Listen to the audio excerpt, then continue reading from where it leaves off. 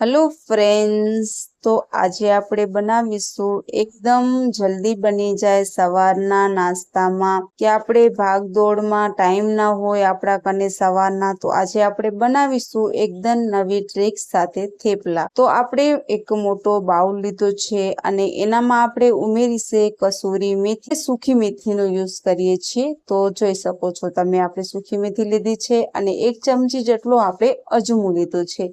અજમાને આપણે સારી રીતે ક્રશ કરી નાખીશું અને તમે જો, અને સફેદ આપણે તલ ઉમેર્યા છે 1 ચમચી જેટલા। જો તમારી કને હોય તો ઉમેરવાના, ના હોય તો સ્કીપ પણ કરી શકો છો। હવે 1 ચમચી જેટલો આપણે જીરો અને અડધી ચમચી જેટલી આપણે હળદર લીધી છે। થોડાક આપણે તીખાસ માટે ચીલી ફ્લેક્સ લીધા છે। સ્વાદ અનુસાર આપણે મીઠું ઉમેર્યું છે અને ફ્રેન્ડ્સ આપણે બધાને સારી રીતે મિક્સ કરી લઈશું। અને આપણે જે પેસ્ટ બનાવ્યું છે લીલા મરચાનું, તો આપણે એ પર ઉમેરી નાખીશું। અને આપણે દૂધી લીધી છે, જે આપણે ઝીણી ખમણી લીધી છે, અને એ પણ આપણે ઉમેરી અને બધાને આપણે સારી રીતે મિક્સ કરી લઈશું। તો ફ્રેન્ડ્સ, આપણા સવારના આપણે માટે ટાઈમ ના હોય અને આપણે બાળકો માટે લંચ બોક્સ બનાવવું હોય તો આ પરફેક્ટ નાસ્તો છે, કે આપણે ટિફિન બોક્સ માટે પણ આપણે બનાવી શકીએ છીએ। અને એનામાં આપણે ઉમેરીશું ઘઉંનો લોટ। તો આપણે થોડું થોડું જ ઘઉંનો લોટ ઉમેરતા જશું અને આપણે મિક્સ કરતા જશું। આ થેપલા તમે ચા દહીં સાથે સર્વ કરી શકો છો। હવે એનામાં આપણે થોડું તેલ ઉમેર્યું છે અને થોડીક આપણે 1 ચમચી જેટલી આપણે સૂજી ઉમેરી છે અને પછી આપણે ફરીથી મિક્સ કરી લઈશું। તો ફ્રેન્ડ્સ, આપણે દૂધીના તમે થેપલા, મેથીના ઘણા બધા થેપલા ખાધા હશે, પણ આવી રીતે સૂજી ઉમેરીને ક્યારેય તમે ન બનાવ્યા હશે। તો આપણે સારી રીતે મિક્સ કરી લઈશું અને એનું આપણે લોટ બાંધી લઈશું। બિલકુલ આપણે મીડિયમ લોટ બાંધવાનું છે, ઘણું બધું કઠણ નહીં અને ઘણું બધું પાતળું પણ નથી કરવાનું। તો થોડું થોડું પાણી ઉમેરીશું અને આપણે લોટ બાંધી લઈશું। તો જોઈ લો એકદમ આવી રીતના। હવે એનામાં આપણે થોડાક આપણે લીલા ધાણા ઉમેરીશું। આવી રીતને ઉપરથી ધાણા ઉમેરી અને પછી ફરીથી તમે લોટ બાંધજો। તો જો તમને પહેલે જ આપણે દૂધીમાં ઉમેરવા હોય તો તમે એનામાં ઉમેરી શકો છો, પણ હું આવી રીતના માથેથી ઉમેરું છું। એ રીતના આપણે સારી રીતે મિક્સ કરી લીધું છે અને આપણે લોટને સારી રીતે બાંધી લીધો છે।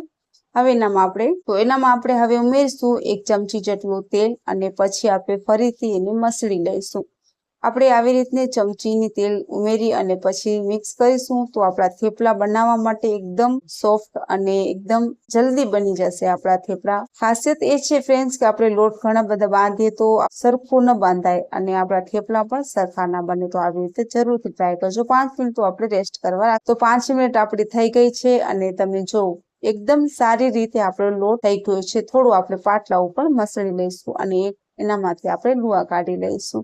તો હું ઝીણા બનાવું છું એટલે મને થોડુંક આપણે લોટ લીધો છે, લુઓ કરી નાખ્યો છે ગોળ આવી રીતના। થોડું એના ઉપર આપણે કોરો લોટ ઉમેરીશું અને એને આપણે બેલી લઈશું સારી રીતે। તો એકદમ જલ્દી બની જાય છે, એકદમ ઝડપથી થઈ જાય છે અને ખાવામાં પણ બહુ ટેસ્ટી બને છે આ થેપલા।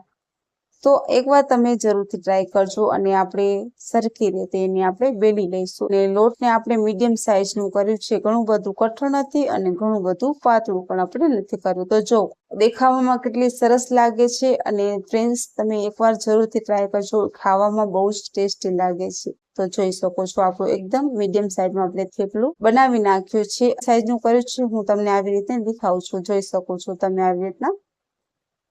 તો જોઈ લો એકદમ આપણે ઝીણી બારીક કરી છે દૂધી, એટલે દૂધી દેખાવામાં પણ નહીં આવે, બાળકોને ખૂબ જ સરસ લાગશે ખાવા માટે। તો હવે આપણે તવાને ગરમ કરવા રાખી દીધું છે, એના ઉપર થોડું આપણે તેલ ઉમેરીશું।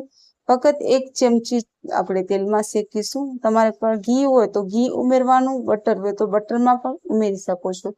ખાવામાં બહુ ટેસ્ટી લાગશે અને આવી રીતના હાથેથી આપણે પ્રેસ કરી નાખીશું અને પછી એને આપણે પલટાવીશું। તો એક બાજુ આપણે સારી રીતે પાકી જશે, પછી આપણે બીજી બાજુ પલટાવીશું એને। તો જોઈ લો એકદમ સારી રીતે આપણા થેપલા શેકાઈ જશે અને ઓછા તેલમાં, ઘણું બધું તેલ પણ નહીં ખપે અને ઓછા તેલમાં આપણે એકદમ ટેસ્ટી નાસ્તો બનાવી શકીએ છીએ થેપલા માટે। ઘણું બધું એમ હોય છે કે આપણા ઘરમાં દૂધી ન ભાવતી હોય તો ઝીણી ચોપ કરેલી આવી રીતે તમે થેપલા બનાવો તો ખૂબ જ સરસ લાગે છે। 2 કે 3 મિનિટ સુધી આપણે શેકવામાં લાગી છે અને એકદમ સારી રીતે શેકાઈ ગયું છે। હવે એને આપણે પલટાવી નાખીશું અને જોઈ શકો છો તમે ફ્રેન્ડ્સ આવી રીતે દબાવજો અને કોટનની કપડાથી પણ તમે દબાવી શકો છો. એનાથી આપણું થેપલું અંદરથી એકદમ ફૂલશે અને એકદમ પાકી જશે બરોબર.